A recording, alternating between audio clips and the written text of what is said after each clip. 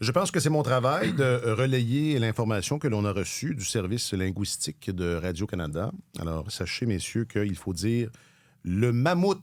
On le francise quand on en parle, mais on va continuer de l'écrire en anglais, là, M-A-M-M-O-T-H.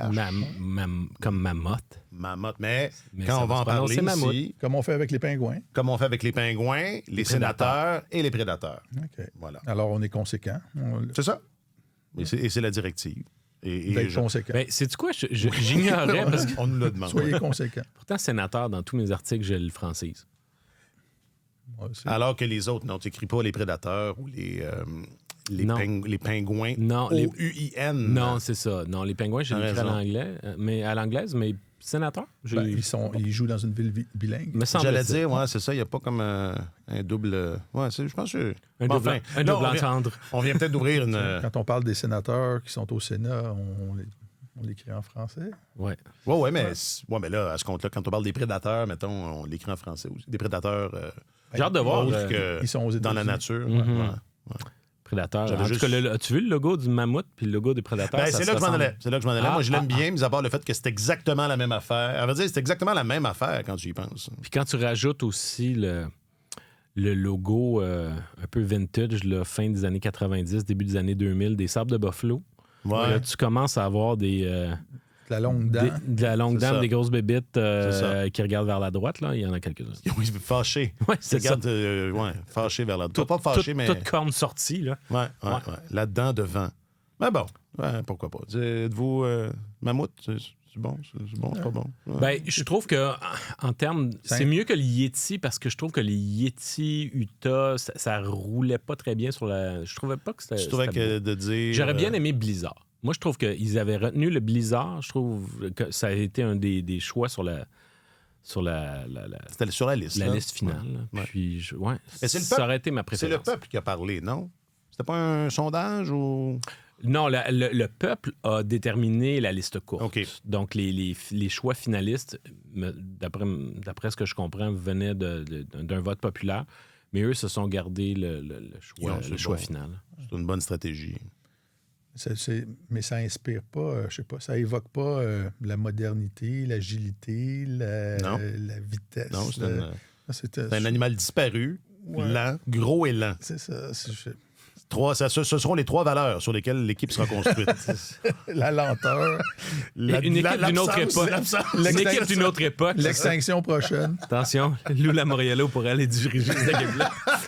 Ce serait conséquent. Non, mais c'est dans des moments comme ça qu'on s'aperçoit qu'on est chanceux d'avoir grandi dans une place où est-ce qu'il n'y en a pas de niaisage de même. Le nom de l'équipe était là depuis 75 ans quand on est né. Puis c'est ça que c'est. Puis c'est à ça qu'on veut que ça ressemble. Puis j'imagine que les autres nous envient. Oui, c'est quoi? Il y a des équipes qui ont des grandes crises existentielles par leur couleur, leur logo. Tu sais, tu regardes les Canucks de Vancouver. Ouais. Là, c'est difficile. Les là. Highlanders. Les Highlanders, les Sabres. Mais quoi que les Sabres, ils sont revenus à leurs origines. Puis ça, c'est très bien comme ça, mais je trouve que les Canucks, c'est un parfait exemple d'une équipe qui se cherche. Tu sais. Le logo Quand tu original était génial. C'était juste un bâton de Ben hockey. oui, absolument. Puis il y a eu aussi le V, tu sais, orange. jaune et noir, là, Ouais. jaune serein.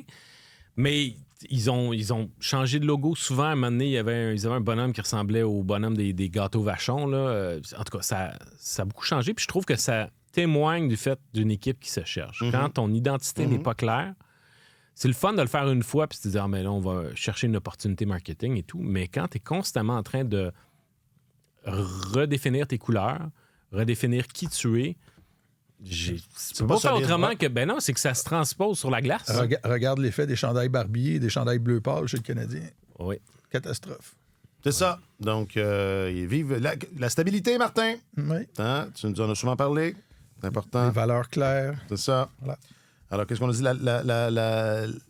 Le surpoids, la lenteur et la disparition, l'extinction. Prochaine. Les valeurs sur lesquelles seront construits. Le mammouth. Le mammouth. Le mammouth. Ben oui. Les mammouths. Ben, ils l'ont mis au singulier, là, Oui. puis les mammouths. Il n'y avait pas de note là, dans service linguistique, c'était pas précisé là, sur le singulier ou le pluriel. Ça va être obligé, ça. Parce que là, Ça va sinon, être le mammouth. parce que sinon ça se transformerait en lémomoute, là. Ah, Puis là, ça manquerait pas de toupet. Le mammouth, comme l'avalanche, comme le lightning. c'est ça. Soyons conséquents. Voilà, ils nous ont demandé. C'est la tâche qu'on nous a demandé. OK, aujourd'hui, la deuxième ronde est en marche. Ah. Oui, c'est ça. C'est une affirmation. Revoici Joël Kenville. Et on ne veut pas Maurice, on veut le Rocket. C'est tellement hockey, épisode 405.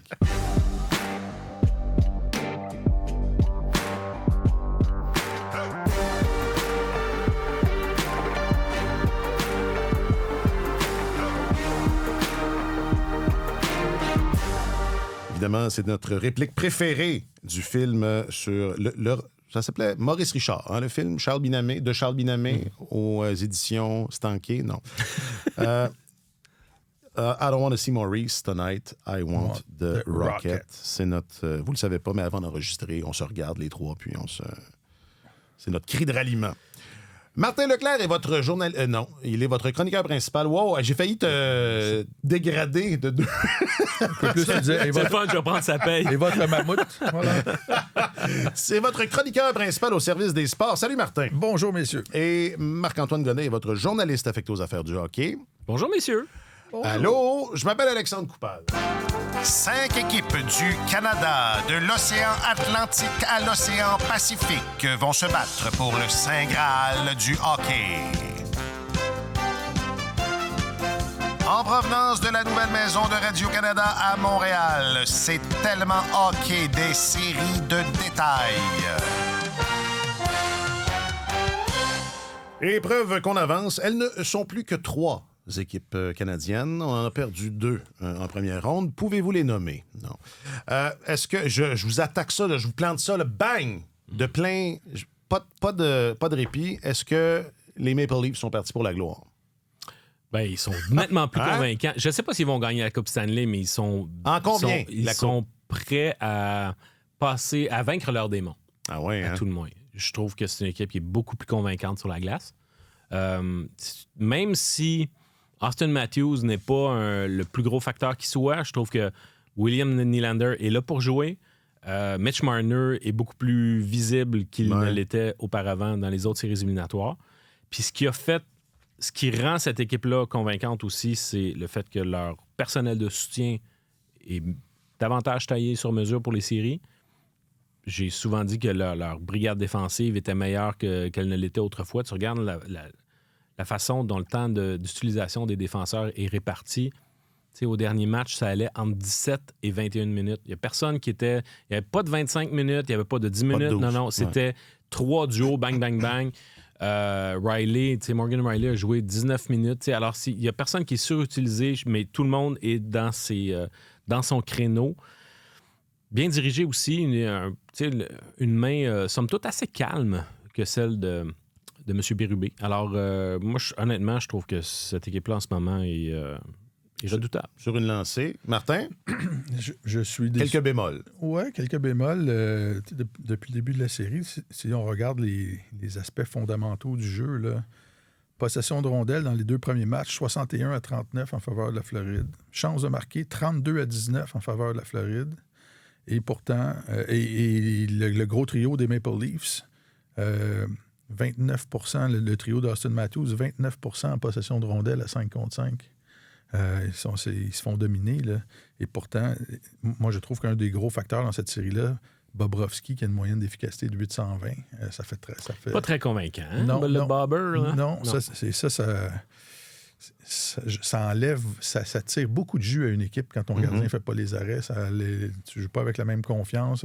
Et ça, je trouve que les Panthers ont perdu de leur superbe. Je ne sais pas si c'est l'usure qui commence à se faire sentir. Ils n'ont pas eu une fin de saison qui était très reluisante. C'est difficile d'aller loin en série parce que tu ne te reposes pas beaucoup pendant l'été. Tu arrives au camp, souvent, tu as encore des gars qui ont des bobos de la saison précédente.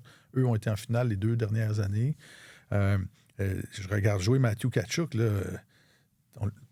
il faut que tu le cherches pendant les matchs pour le voir sur la patinoire, alors que c'est un...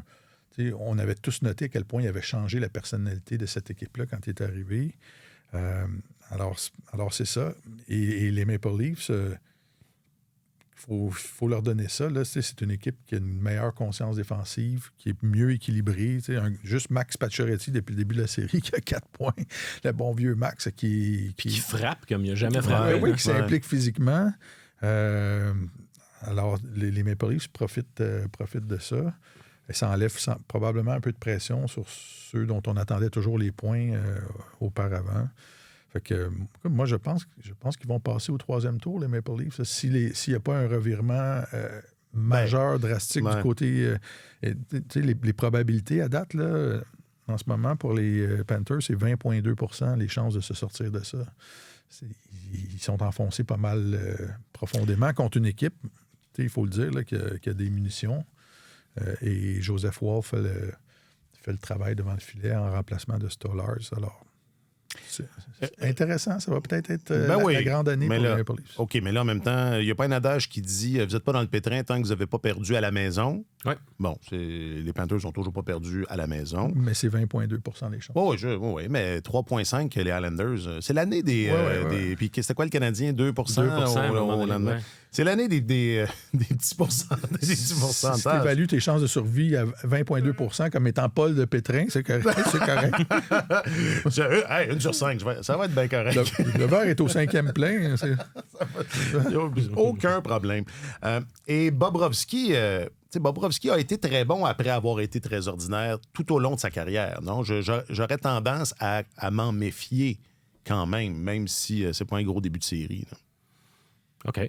Voilà. Mais il peut revenir avec des grandes performances, mais ils vont avoir besoin de ça là, pour que la teneur de cette série-là change. Pour que ça change de direction, il faut que Bobrovsky se mette à faire les arrêts. Oui. Pacioretty est candidat précoce, parce qu'on va en parler plus au 3e tour, là, mais à faire exploser le Dustin Penner au mètre cette année. Ah non. Je fais juste le mentionner. Tu peux pas le mettre. Je fais juste comme dire que c'est encore là, ça existe, mais tu peux pas être Dustin Penner en 2e ronde. Faut que tu te rendes un peu plus loin. OK, on fait le tour des quatre séries. Quelque chose d'autre à ajouter sur cet affrontement Leafs Panthers? Écoute, c'est sûr que là, quand on regarde les traditions de séries éliminatoires à Toronto, on rit tous dans notre barbe devant les ennuis des principaux joueurs des Maple Leafs. Alors, quand Martin parle du trio de Matthews qui finalement se fait dominer, étant donné que le reste de l'équipe est au rendez-vous, je me dis il va bien y avoir un match où ils vont sortir de leur torpeur, puis ce trio-là va s'imposer. Fait que ça va poser problème. On regarde, tout à l'heure, on va parler sûrement de la série Edmonton-Vegas. Hier soir, les Oilers sont parvenus à déjouer Adin Hill à de nombreuses reprises puis à s'imposer dans ce match-là sans même que Draisaitl et Connor McDavid participent au pointage avant la prolongation. Fait que à un moment donné, tu as besoin aussi de ton personnel de soutien. Puis si tu n'es pas toujours en train de te fier aux mêmes personnes, tu améliores tes chances de gagner. Alors là, le fait que les Maple Leafs aient pris les devants, sans Matthews, je veux dire, à un moment donné, il y a bien un match là, où il va faire excusez tout le monde, là, je suis là. Oui, c'est le genre de scénario qui est confortable là, quand ça se passe comme ça pour ton équipe. Puis pour Stolarz, est-ce qu'on sait... il n'a pas fait le voyage en Floride. Donc, il ne jouera pas... non. Du moins, il ne jouera pas... Ça, c'est épouvantable, ce qui est arrivé à Stolarz. On a vu... Est-ce qu'on en a parlé cette semaine? On en a parlé au lendemain, mais c'est pas moins épouvantable parce ça s'est pas amenuisé. Là. Ça reste... Correct, je me demandais si on avait eu un balado. Oui, on en a eu un directement le lendemain du premier match. L'autre série dans l'Est, les Capitals contre les Hurricanes. Les Capitals qui ont égalé la série 1-1. Et encore là, Martin, c'est ça, tu as chroniqué là-dessus, d'ailleurs. C'est pas parce qu'ils ont égalé que ça t'impressionne, de ce que je comprends. J'ai regardé le match hier et les Capitals me donnaient l'impression du Canadien dans la série précédente qui essayait... Ils ont changé de rôle. Par tous les mois. Tu sais, le Canadien, après le premier match, où ça avait été extrêmement difficile contre les Capitals, déployait tous les efforts possibles pour essayer d'amener la rondelle, de transporter la rondelle dans le territoire des Capitals et de pouvoir essayer de s'installer là en frappant les défenseurs et en essayant d'occuper le territoire le plus longtemps possible. Et c'est ce que j'ai vu dans ce match-là hier. Ça nécessitait un effort de tous les instants pour les Capitals de s'immiscer dans le territoire des Hurricanes. Et tu vois que c'est contre nature là, qui ne sont pas habitués à ça. Il y a Tom Wilson qui a joué un match à la Tom Wilson, là, qui a donné des coups d'épaule, qui a été très présent dans ce match-là. Mais moi, la première rencontre de cette série-là a attiré mon attention et je pense que ça va être la tendance lourde. C'est que les Hurricanes, c'est une équipe de possession de rondelles. Ils ont eu 73 % de possession de rondelles dans le premier match, qui était le plus haut taux des séries. Dans toutes les séries confondues. Les Hurricanes, c'est la meilleure équipe de la Ligue nationale depuis 3 ans en possession de rondelles. Et les Capitals, c'est une équipe qui a à peu près la moitié de la formation qui a été ajoutée en l'espace d'un été. Puis c'est pas une équipe qui a cette cohésion-là encore. Puis on l'a vu là, dans le 3e match à Montréal, dans la série contre le Canadien. Le Canadien les a dominés totalement. Là, ça a été, je pense, 65 % en possession. Fait qu'ils sont capables de l'échapper un peu de ce côté-là. Alors, je maintiens que ça va être une série très difficile pour les Capitals. Et ça va falloir qu'ils jouent du hockey un peu contre nature, là. Un peu le genre de hockey que le trio de Jake Evans joue match après match. Les Canadiens, là, c'est toujours la commande. Tu vois, plaçons la rondelle, puis essayons de frapper les défenseurs, puis essayons de rester là, puis on va peut-être finir par générer quelque chose. Alors, c'est ça. C'est ce que je vois à date dans cette série-là. Et les Capitals sont chanceux d'avoir Logan Thompson devant le filet qui va, je pense, aider ça va les aider à disputer des matchs plus serrés au pointage. Bien, cela étant dit, le deuxième match, les Hurricanes n'ont pas généré des tonnes non plus en attaque. Non. Là. Moi, ce qui m'a frappé dans le premier affrontement, ils ont eu nettement le dessus sur les tirs au but, les tentatives de lancer, mais en plus, les mises en échec aussi. Quand tu as la possession de la rondelle, puis en plus, tu inities le contact physique, c'est que tu es en contrôle de la partie. Ils gagnaient leur bataille à 1 contre 1. Ils étaient premiers sur les récupérations de rondelles. Ils ont dominé dans ce département-là aussi. Donc, c'était exactement le manuel à suivre, là, la façon de faire des Hurricanes dans le premier match. Je trouve qu'il y a eu un certain dégonflement dans le deuxième affrontement.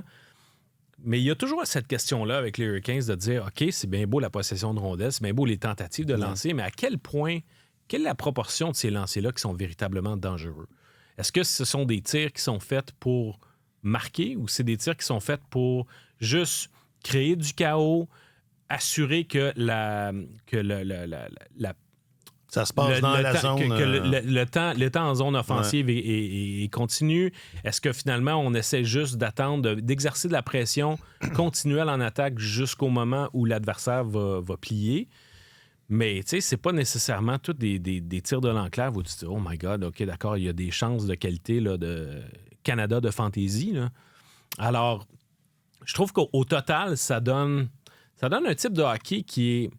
Oui, il y a de la possession de rondelles, il y a beaucoup de lancers, mais c'est comme la version offensive des Devils des années 90, c'est-à-dire que tu regardes aller puis tu dis, OK, offensivement, ils ont une méthode, mais maudit que c'est plate à regarder. Exact.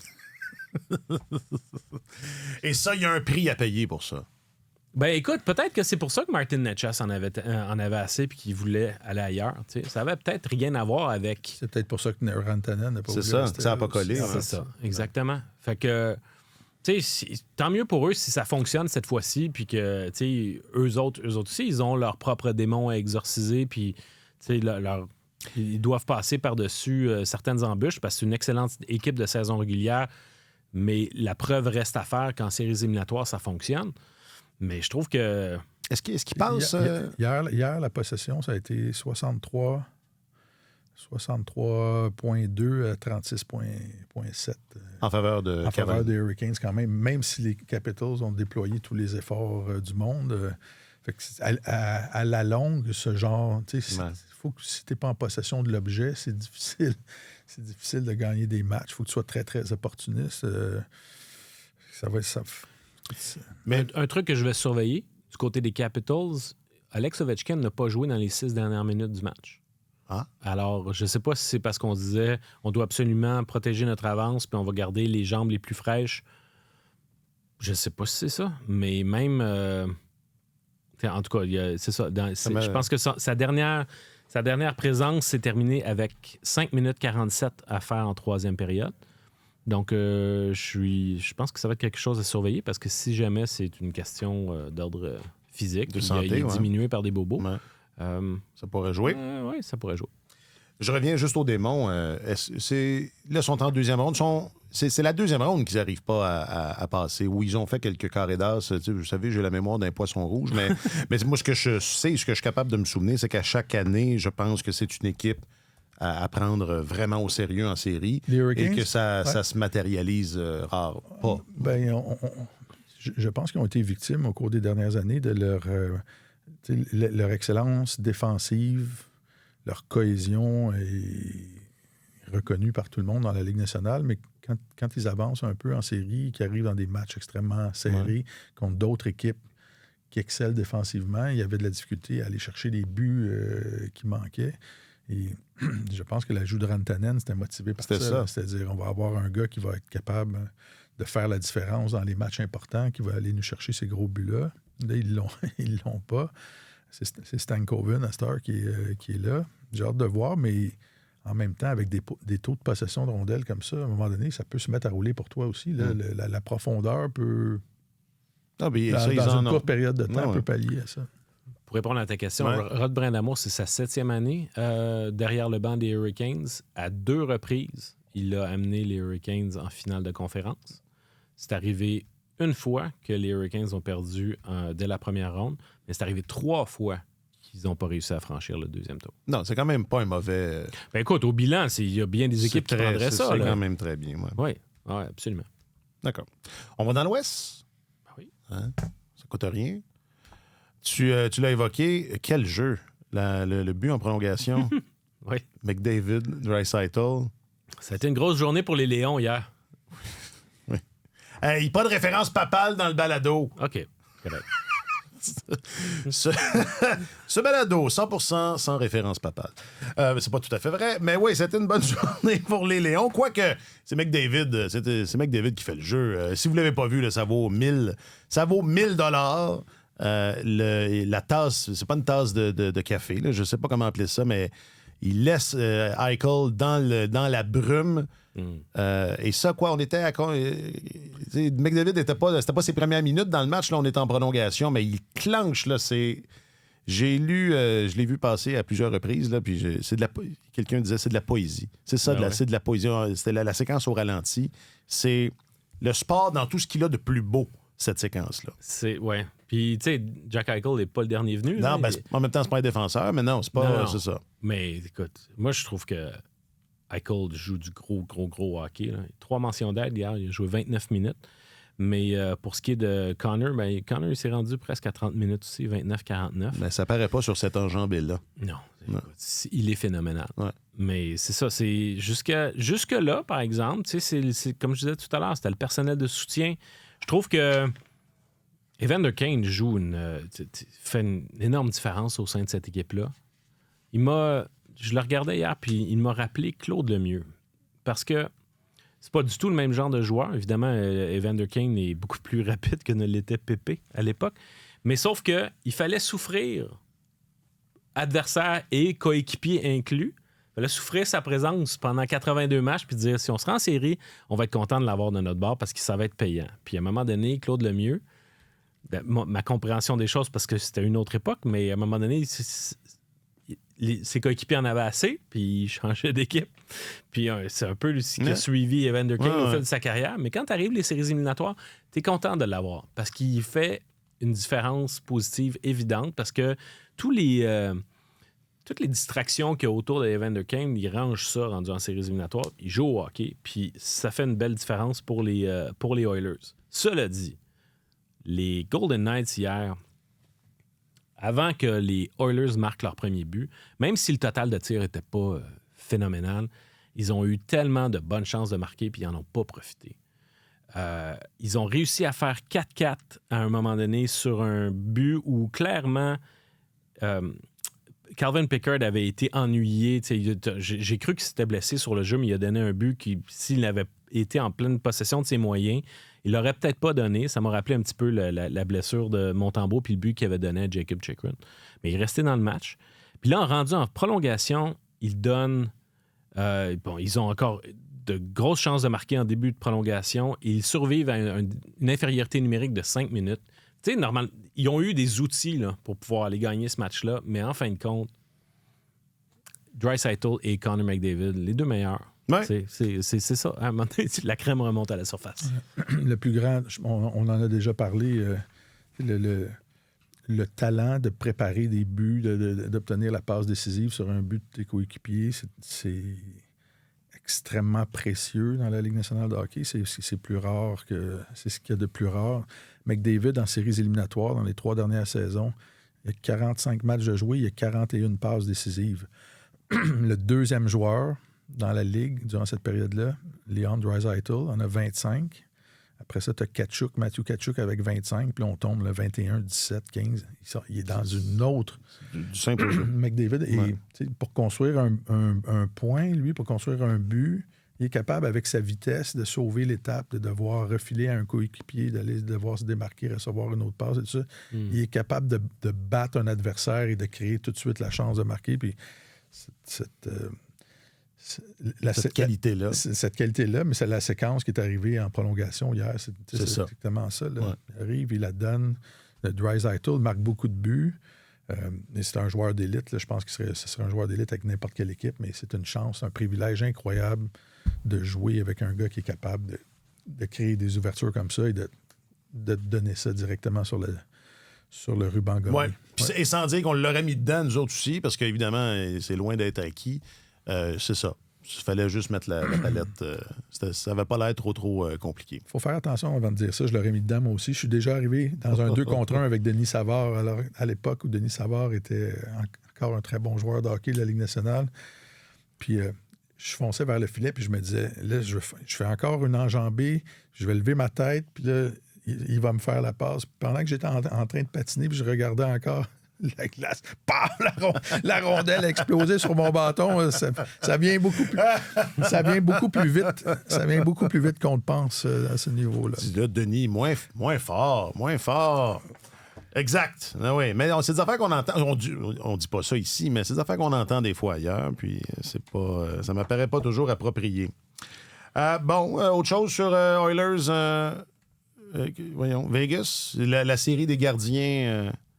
Calvin Pickard n'a pas été battu encore depuis qu'il a été inséré dans l'alignement. Non, effectivement. Il n'a pas perdu. Non, il n'a pas perdu. Tu sais, on a parlé beaucoup les gardiens à Montréal, de Montembeault, de Primo, en faisant référence à Charlie Lindgren, tout ça.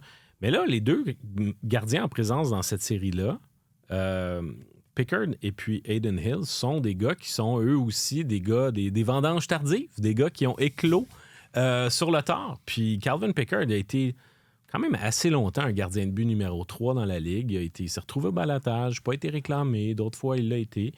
Mais il s'est promené un peu, puis là, finalement, il s'est non seulement établi comme gardien numéro 2, mais là, il a une chance. Il vient de voler le poste de Stuart Skinner, puis c'est pas toujours génial. Puis il sera pas gagnant, il sera pas un candidat au trophée Conn Smythe, je pense bien, là, si les Oilers se rendent jusqu'au bout. Mais même à ça, il livre la marchandise. Fait que c'est le fun de voir un autre exemple d'un gardien qui arrive sur le tard, puis finalement finit par s'imposer. C'est une belle histoire. Ouais.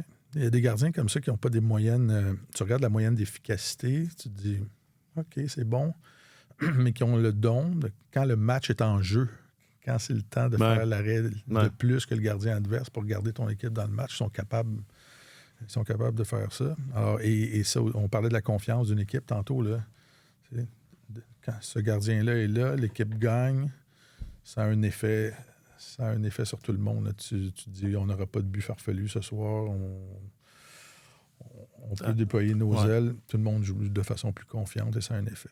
Mais tu dis, il n'y a personne qui est t'es pas dans le trouble jusqu'à ce que tu aies perdu à domicile, mais là, Tu sais que c'est moi qui ai inventé Vegas, ça. Vegas est dans le trouble. Là. Tu sais que c'est moi qui ai inventé ça. Là. Ouais, personne n'avait dit âge-là. avant. Exactement. C'est mon... Et pour eux, les probabilités, comme ils ont perdu leurs 2 premiers matchs à domicile, hein, les Golden Knights, les chances Ça se chute. sont à 11 %. C'est parfait, ça. Ouais. Donc, c'est encore plus petit. C'est mieux. Ouais. Mais en même temps, en fait. Ben c'est ça. C'est quand même 0-2 pour Vegas ou enfin 2-0 pour Edmonton. Puis c'est là qu'on en est. Un petit mot sur l'autre série. Il y a juste un match de jouer. Mais un petit mot sur Mikko. Ben écoute, je me suis fait dire, la statistique était que le record précédent, Mario Lemieux avait participé à 9 buts consécutifs de son équipe en séries éliminatoires. C'était le record. Mikko Rantanen est rendu actuellement à 12. Il a participé aux 12 derniers buts de son équipe en séries éliminatoires. C'est hallucinant. Donc, se retrouver avec deux tours du chapeau, en guillemets, qu'on appelle naturels, donc réussis en l'espace d'une seule période. Donc, dans 2 matchs de suite de série, c'est ahurissant. Je trouve que, évidemment, c'était d'une poésie sublime qu'il réussisse face à l'Avalanche du Colorado, mais il continue sur sa lancée. C'est intéressant parce qu'il y a d'autres joueurs qui ont peut-être pas chez les Stars le même impact à l'heure actuelle. Tu sais, tu regardes les statistiques des Stars et puis ça va un petit peu dans toutes les directions. Je regardais entre autres au niveau, on en prend et on en laisse avec les statistiques de plus et moins, mais je vais vous donner un exemple. Le Rantanen lui-même, malgré ses 15 points en 8 matchs, est à +1, mais Wyatt Johnston, le jeune phénomène qui s'est montré déjà un talent pour les séries éliminatoires, est à -10. Alors, mais j'aime la manière dont cette équipe-là est construite. Quand même, il y a beaucoup de bons éléments là. Peut-être que leur faiblesse du côté droit de la défensive va finir par les rattraper. Ils doivent avoir hâte au retour de Miro Heiskanen. Mais pour moi, c'est Rantanen. Il est de loin le meilleur joueur des séries depuis le début. Puis les Stars ont réussi à battre M. Hellebuck avec le 3e but dans le premier match. Il me semble que Hellebuck aurait pu l'arrêter. Lui aussi a des démons exorcisés.